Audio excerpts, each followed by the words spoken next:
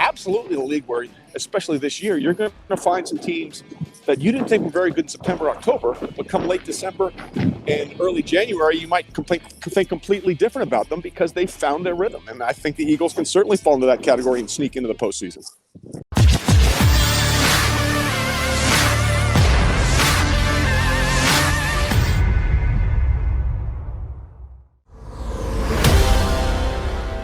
He told me he's going to be out and about walking.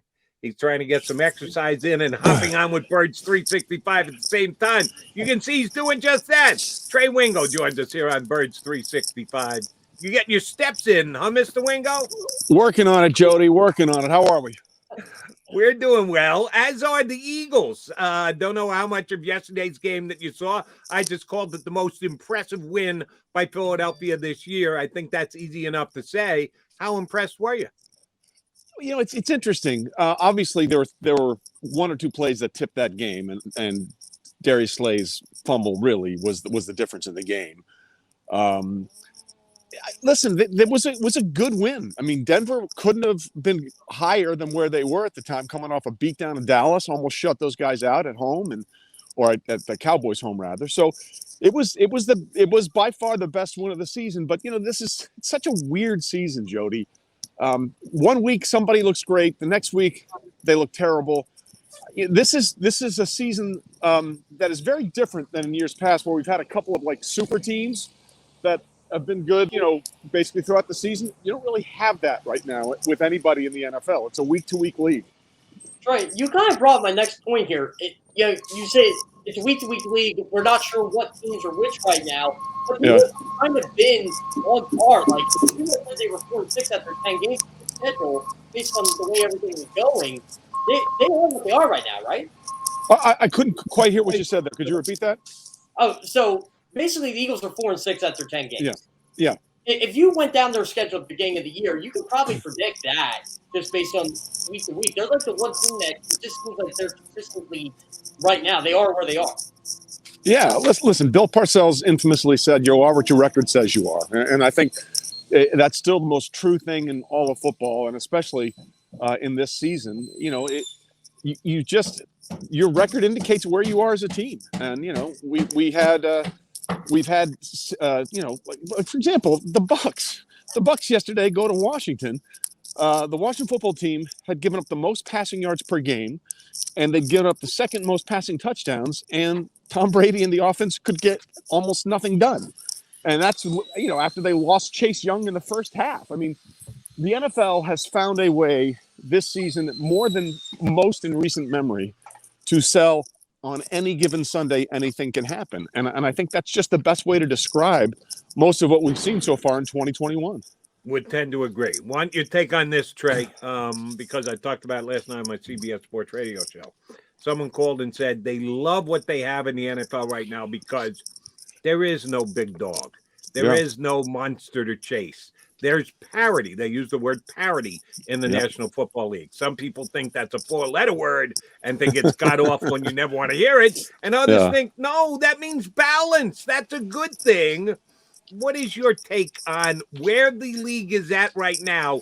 Is it good not to have a big dog in the mix? Well, I think it is right now. Look, and for most of the time that you and I have been covering the league, there have always been one or two teams, right? The Colts with Peyton Manning were going to be good every year. The Patriots with Tom Brady were going to be good every year. The Packers with Aaron Rodgers, good every year. The Steelers with Big Ben, good every year. But those are the outliers, you know? Like, and I think we tend to focus on those kind of teams and not understand that that's, you know, like 3% of the league or 10% of the league. And the rest of the league basically does struggle and go week to week. And what the NFL is doing right now better than anybody is it's selling hope, you know? Hey, you know, one day you can be the Cleveland Browns and look great. Then you can go to New Orleans and get your ass kicked. I mean, New England, you know, absolutely get stomped. I mean, this is the most unpredictable season I can remember, and I think it's great for the NFL. I think we've had the most games already through whatever week it is, week 10, that have been decided in the final minutes of a regulation or overtime. I mean, every week you are glued to your seat. You have no idea what's going to happen, and the NFL is loving that. Trey, I got to ask you about Jalen Hurts from a national perspective. People I talk to say, hey, he's getting better. They're not going to sell him as a franchise quarterback or anything, but he's getting better. What have you been hearing about? Listen, he's fairly consistent. That's the best way to describe it. He's fairly consistent. And he still is up. I still think he's a project. And I think that, obviously they made the move from Carson Wentz because they believed they had something, but I don't think anybody knew at the time whether or not they could make a definitive statement one way or the other about it, because there wasn't enough data. There wasn't enough game material. He's proven to be very effective in a couple of different ways, but he's still very much a work in progress. And there's like 3 or 4 guys in the league that I know are going to be good almost every week, and he's not there yet, but he's getting a little more consistent, and I think that's the most important thing. Trey, the last couple of weeks, the Eagles have gotten improved defensive efforts. Their DC, Jonathan Gannon, believes in the bend but don't break philosophy. Yeah. They've bent a bunch and have gotten beaten by 1,000 cuts a couple of games, but the philosophy surely worked yesterday against Denver. Can you win in the National Football League like that? Can you be in above 500 in a playoff team without big play capability on defense? Well, I mean, listen, I think the way the league is going and the league is legislated, that's the way you sort of have to play defense. I mean, the Patriots for years have found a way to allow people to travel up and down between the 20s and then sort of clamp down when you get close to the goal line. And I think that's the way you have to play defense in the NFL these days. I mean, the way the game is dictated, the way the game is refereed, the way the game is legislated, they want points. And, we're seeing record numbers of audiences responding to that. So I think the bend but don't break defense is absolutely the norm now in the NFL. And every once in a while, you want to come up with a play like Darius Slay did Sunday in Denver. And that's literally, that turned that entire game around. Trey, we all know there are 5 really good teams in the NFC. And then it gets kind of murky with that 6th and 7th seed. And the Eagles get into the playoffs because of this scenario. And who is their biggest roadblock for getting? Well, look, I absolutely they can get into the postseason. Remember, just last year, the Bucs were 7-5 after 12 games. They were 7-5, and they didn't lose after that. And literally no one, when they were 7-5, was thinking, they look like they're clicking on all cylinders. They found a way to get it together late. They got some players back, like Vita Vea, which was a huge return for them, literally and figuratively. And they got it going at the right time, and Tom Brady and the offense started clicking in a little bit. This is absolutely the league where, especially this year, you're going to find some teams that you didn't think were very good in September, October, but come late December and early January, you might think completely different about them because they found their rhythm. And I think the Eagles can certainly fall into that category and sneak into the postseason. Trey, let me ask you about something you touched on, the legislation of the National Football League. My opinion, over legislation of the National Football League, specifically with one penalty, that would be taunting. We saw another one again yesterday. Had the big one on Monday night in the Bears Steelers game that the NFL doubled down on and fined the player after hitting him with a taunting penalty. I think it's a joke. I think it's terrible. I think that because they made this something of importance when the season started, they feel the need to really push their referees to call this. I think it's a massive mistake. I get the philosophy behind it. You want to try and cut down on guys getting in each other's face and potential violence or whatever. That's not right. When was the last time we had a big fight in the National Football League? Trey, this is just dumb. I don't disagree. Is the NFL woefully mishandling this?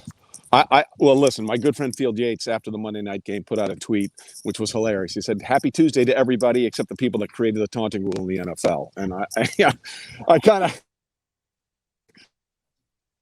of have to agree with him. I understand what they wanted to do, but this has been a massive overcorrection. And you're right, doubling down on the Cassius Marsh thing was ridiculous. When he was hip checked by a referee, Tony Correnti hip checked him. I mean, unless you're trying to tell me that I didn't see what I saw, everybody saw it.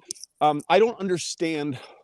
Well, there's two. Listen, it's not only that one. It's the roughing the passer, which has just gotten out of hand. I mean, a bogus roughing the passer call completely changed the game between the Titans and the Saints yesterday. It nullified an end zone interception of Ryan Tannehill when he was grazed. And I've always wanted the sky judge approach, right?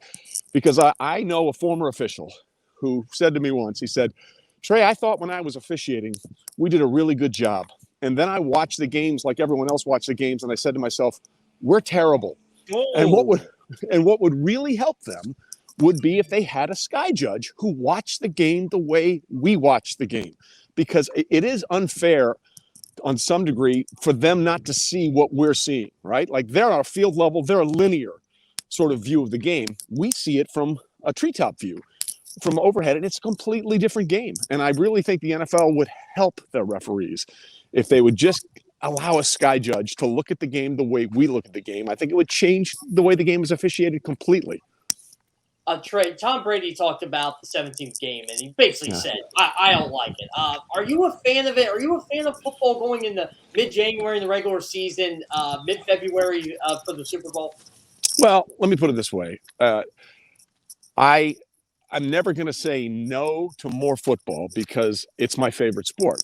So, I mean, for me, I don't care about basketball until the playoffs start. I mean, hey, there's some cool regular season games and Christmas Day is fun and all that stuff. But, really, call me when the playoffs start. So for me, I have no problem with the 17th game. I do wonder about the long-term effects of, because they're going to want to try and get to 18. That's coming. And that'll have to be collectively bargained.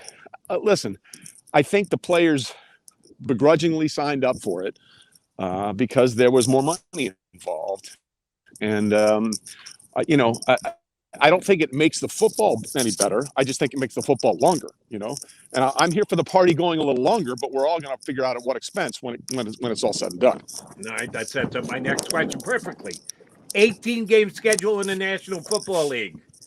2 years from now, 3 years from now, or longer than that? It really depends on the money, and it shouldn't. But in almost every situation, it does come down to money. Oh yeah. And if the players feel like they can get enough to offset it, but I mean, you look at the injuries that are just piling up on a 16-game season, let alone a 17-game season. I just don't know what. And the NFL always says, well, it's a 20-game model. 4 preseason games and 16 and 3, and that's a joke. Like preseason games, come on, man. A lot of those guys are just camp bodies and they're playing those games, and we all know that. So it's not like 17 and 3 and 16 and 4 and 18 and 2 don't all add up to 20. You know what I mean? It's not the same thing. It's not real math. It's kind of like a salary cap. It's not real math. I have to imagine that eventually it's coming. But that's going to be something that, again, has to be bargained, and I'm sure the NFL will dangle some more money out there. The one thing the NFL does better than anybody, they make money, and they're really good at making money. Troy, one thing I wanted to ask you, too, with the 18th game is, do you think we'll see more overseas games as a result of that, or even with the 17th game? Do you think we're going to every team? I know right now every team, I think it's like once every 8 years they got playing overseas games. Do you think we see more of that going forward? Well, Roger Goodell years ago said he wanted a team based in London as quickly as possible. I can't remember whether that's 2012, 2014. He said that years ago. And I know it's something they want to do, and they want to grow the game. The problem for me is, people will say, well, it's the same flight going from the East Coast to London as it is going to Seattle. But it's not the time in the air, it's the time difference that is the problem. Like if you want to have a whole division that plays overseas and get people from that, I think that would be fair than having one team with the jet lag factor. I mean, that's a real thing for anybody that's ever traveled. I mean, that's something that you have to deal with. And I think that that's something the NFL absolutely wants. I don't know how quickly they're going to get it, but I know that's something that has been a priority for Roger for a long time. All right, Trey, I watched a couple of weeks ago my New York Jets beat the Tennessee Titans, and I got a little overly excited by it, and I go, well, maybe the Titans aren't that good. 5 wins in a row later, 4 of them against playoff quality teams. The Titans are the best team in the National Football League as of right now, my opinion. A, do you agree? And if you do, how? Well, what you just said sums up this season perfectly. The Titans might be the best team in football, yet somehow they lost to the Jets. I mean, that if you're going to say define 2021 in one sentence, that's the sentence, right? Yeah. I mean, that's about as honest as you can make it. Yeah, right now they might be. The problem for me, and again, going forward, is they lost arguably the one player, not a quarterback, that means more to their team than any other player does to any other team, and Derrick Henry. So Mike Vrabel and company have done an amazing job. They've manufactured a couple of wins here, especially the one on the road last week against the Rams, which nobody saw coming. But I just wonder, as the season matriculates into the final month and a half of the regular season, whether or not that loss of Derrick Henry is going to be as massive as I think it's going to be. So right now, absolutely. I mean, and I think that's the only thing you can say about the NFL is, yes, right now, as we talk today, I think Tennessee is the most complete or best team in football. But I have no idea if that means 2 weeks from now or 3 weeks from now, we'll still be saying the same thing. Trey, one team and we had to do our midseason predictions for CBS, and I'm the stubborn mule. I've been like this all year, no matter if they were 2-3 or whatever. The Kansas City Chiefs are still going to represent the AFC in the Super Bowl. And after Sunday, it kind of looks like everything's coming back together for them. Well, another example of everybody needs to calm down, right? Because I've been on this, this has been my pet peeve all year. So you've really struck the nerve with me. Bear with me on this for a second. The amount of hot take gas bagging that I've seen about Patrick Mahomes has made me want to puke. Okay. If we're being honest about it, let's just be honest about it. Through the first 6 games of the season, through the first 6 games of 2021, the Chiefs offense was scoring more points per game, generating more yards per game, had a better third down conversion rate and a better red zone touchdown conversion rate than either of the previous 2 years when they went to back-to-back Super Bowls. So for 6 games, everything was great except for turnovers. And that happens. People forget, in 2010, Peyton's last year as an active member of the Colts, over a 3-game span, all 3 losses. You know how many interceptions he threw in 3 straight losses in 2010? Want to take a guess? Ooh. 6 or 7? 11. Oh. Yeah. He threw 11. 4, 3, and 4. Lost to the Cowboys, lost to the Patriots, and I can't remember who the other one was. He threw 11. It got so bad that then the radio play-by-play guy, Bob Lamey, actually said this on air. He said, "We need to get Curtis Painter in there." And I was like, "Okay, you need to stop." Okay, and no one was saying the Colts offense is broken. Peyton doesn't know what he's doing. Fundamentally, they have no clue. Football is hard. The other team gets paid, and sometimes the bleep goes sideways. That's just what happens. And that's what happened over a 3-game stretch for the Kansas City Chiefs. And what happens last night? Patrick Mahomes figured it out. Oh, by the way, don't go broke taking profits. Travis Kelce's underneath. Fine. I'll hit him a bunch. And then, oh, by the way, that'll open up everything else, including that ridiculous third and 2 touchdown to Williams, which was just a thing of beauty. He threw for 400 yards and 5 touchdowns and no interceptions. So I think we all just need to just back off and realize that what we've seen for 3.5 seasons out of Patrick Mahomes, where he was the fastest to 15,000 yards, where he was the youngest to ever throw for 50 touchdowns, where he had the most yards and the most touchdown passes through his first 50 games. Maybe that should be weighted a little more than 3 bad games and just play the long game here. Oh, by the way, Andy Reid's got a pretty good track record too. You had the feeling he was going to get it ironed out. Are you really trying to tell me that the guy who has 100 wins for two different franchises in Andy Reid, the only coach who can make that claim, 100 wins for 2 different franchises, who is outside of Bruce Arians, the quarterback whisperer in the NFL, every quarterback he's ever had his best seasons under Andy Reid. And you're really trying to tell me that the Chiefs offense is broken and those 2 guys don't know what you're doing? Get out of here with that. Come on. Agreed. All right, Trey, I'm going to take you back to your roots a little bit. You did a phenomenal job for a decade hosting the NFL draft for ESPN. And while you might not be hosting it this year, once it's in your blood, you never get it out. I'm sure you're keeping an eye on the college players and projecting who's going to become a good NFL player. And no one does it more so than myself. And I love to judge the quarterbacks and see what I think they'll do at the next level. It was a question that we certainly entertained here in Philadelphia coming into the year because we didn't know what Jalen Hurts was going to be. We still don't quite know what Jalen Hurts is going to be, but he's coming off a good week, so we don't want to go too deep in depth with this. But your evaluation of the quarterback draft this year, good one, okay one, under par one. I know we've got more games to go in the combine and everything else, but as we sit here today, what kind of quarterback draft do you think we're looking at? Well, I think what we've seen last year is going to be the quarterback draft going forward. It's going to be an overdrafted position every year. Like that's just like the NFL is now about 5 positions. It's about the passer, the pass receiver, the guy blocking for the passer, the guy trying to tackle the passer, and that's basically the game right now. Okay, guards, linebackers, safeties. They don't really matter as much as and running backs as much as they had in the past. So I think every year you're going to see what we saw in the 2021 draft is you're going to have a lot of quarterbacks go in the first round based on potential instead of actual performance. And I think that what we're seeing in 2021 is a cautionary tale about all these quarterbacks. They were all hyped up, right? Oh, Trevor Lawrence can't miss. Zach Wilson was amazing. Trey Lance is going to do all these wonderful things. Justin Fields, can have all this stuff. There's only one quarterback that's been, as a rookie, that's been good. It's been Mac Jones. And he was the one that people thought probably shouldn't go in the first round. Quarterbacks will always be overdrafted because of the way the game is played.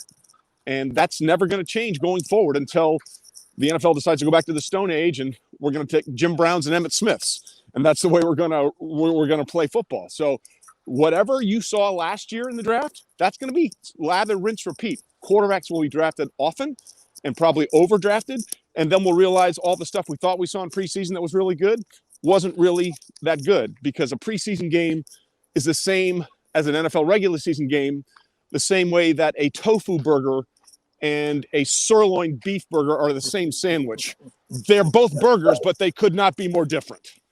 You got a point. Speaking of the draft quarterbacks, Trey, to me, the name I keep hearing is Kenny Pickett. And whether how high he gets drafted is always going to be up for debate. But if we're going to be honest, where should Kenny Pickett be drafted right now?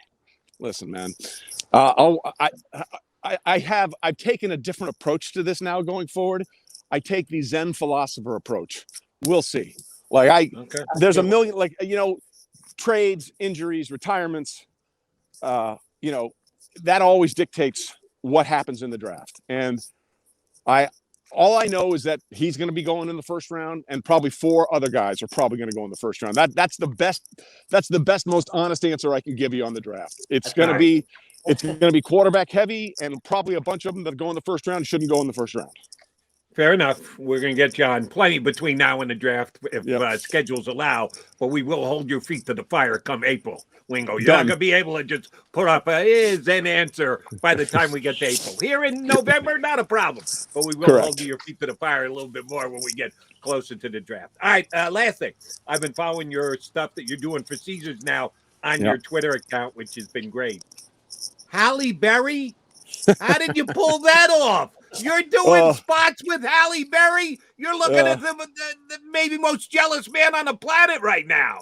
I'm not going to lie to you. That was a good day. Kenny and I went out there.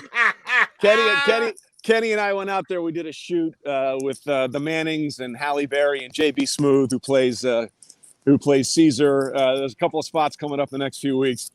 Some days are better than others, Jody. That's the best way I can describe it. That was a really good day. Yeah, I could see that. Not only by your picture on Twitter, but just in life in general. All right, give us the details on your YouTube show. How often do you put it up? Where can everybody see it? Please give us the details. Sure, absolutely. Half Forgotten History. You can get it wherever you get your podcasts. My YouTube page is Trey Wingo Presents. We just crossed 5 million views on it. We're closing in on 5.5 million. We're in season 5 right now. Some great guest Hall of Famers coming up, and we're already taping through season 6. We post once a week every Thursday. So Trey Wingo Presents on my YouTube page or Half Forgotten History, wherever you get your podcasts. Right now, Joe Thomas is up, the great offensive lineman for the Cleveland Browns, who had over 10,000 consecutive snaps before his career ended. And he tells a great story of Peyton Manning asking him to go poop on his general manager's desk so he can get traded out of Cleveland and go to Denver. Damn, we are going to have to check that out. That's a great tease. All right, before we let you go, check the Fitbit. How many steps have you gotten in since the started? We're crossing 6,000, try to get to 20,000 each day, so we're getting there. Very nice. Glad we could join you for 6,000 of them. Thank you very much for joining us, Trey. Always a pleasure, buddy. All right, always good to see you guys. Take care. That is Trey Wingo, former ESPN draft host, football analyst, football guy, doing his stuff on his own these days and doing it quite well. Check his what I gotta get his Trey Wingo. You punch up Trey Wingo on the search on Twitter. It's like Trey Yez, or I don't know exactly what his handle is, but him and Halle Berry. He's got a picture of he and Halle Berry in a Caesars type outfit for Halle Berry. God damn it. Some guys just have it good. And Trey Wingo is the guy who deserves to have it good. And he's good enough to come on with us every once in a while here on Birds 365. All right, Jeff Kerr, Jody McDonald. We still got one segment left. Come on back. We got a big bow to put on this show here on Birds 365.